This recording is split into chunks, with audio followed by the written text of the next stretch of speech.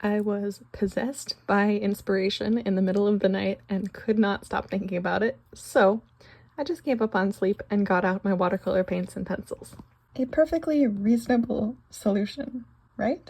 I started just by envisioning what the scene would look like. A fairy sitting on some mushrooms with some ferns in the surrounding area was my initial inspiration, and it just sort of fleshed out from there.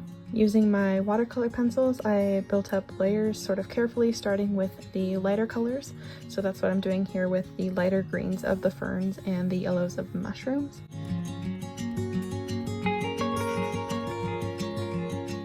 And then I started to build in the darker greens at the base of the fern and bringing in the extra pigment to darken some of the leaves higher in the main fern.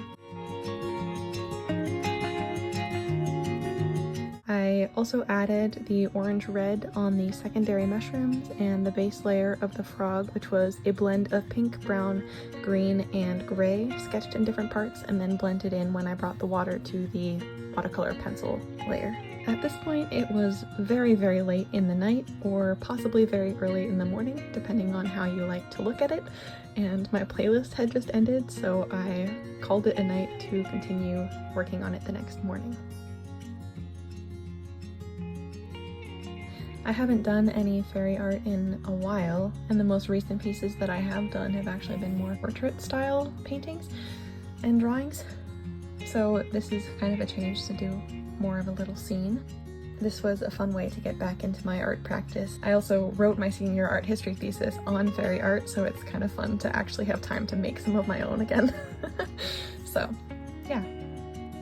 I came back to the painting the next morning and added another layer of color to the frog and some spots to it as well, which proved difficult to make visible over the watercolor that already existed, so I started thinking about a solution to that issue and added in some more of the orange-red to the third mushroom where the fairy would be sitting, as well as the texture of the ground below the mushrooms by using an old cheap paintbrush that I just smash and dot across the surface to build up some mossy, grassy texture.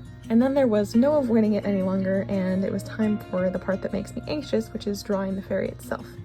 I started by making the shirt the same orange-yellow color as the smaller mushrooms, as I wanted to keep a cohesive color scheme for the painting overall, which then led me to make the pants a darker orange as a bridge between that lighter orange of the smaller mushrooms and the darker orange-red of the primary mushrooms. I also gave the fairy some pointed leafy boots.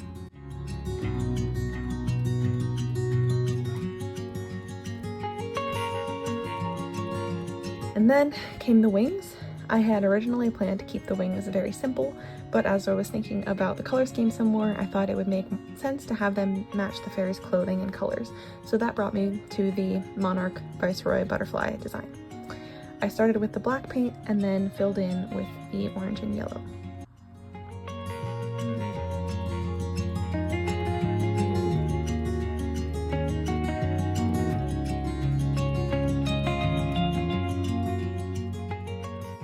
I always get nervous about the faces on watercolor paintings, especially when they're small like this. It's very, very hard to erase if there are any mistakes. So I brought out my old skin tone pencils and did some very minimal suggestions at the eyes, nose, and mouth, and then went over them a few times to make sure they were just right. I also used some of my black watercolor paint and very, very, very carefully gave the little frog some black spots so they'd stand out more than the attempts I'd done in pencil earlier, as well as adding some black to the eye of the frog. As for the background, I sat with it for a while after I finished the face and then realized that something felt like it was missing and that having a wash of color in the background would tie the piece together. So I decided on this blend of black and green to provide a nice contrast against the bright colors of the mushrooms, but also blend nicely into the woodland texture of the fern and keep everything cohesive within the color scheme, as I said earlier. This painting set off a whole chain of watercolor inspirations, and I kind of didn't do anything other than paint for a couple of days after I did this painting. So I actually think I might make a series of videos like this. I'm going to get a better phone stand so I can actually record while I'm drawing and painting, which would be better than the current setup of shaky handheld videos. I think it could be fun to revive my art practice and document that whole process. So yeah, it would be good motivation to get that hobby going again. Plus, I always love making fairy art, so we'll see. Thank you for watching, and until next time.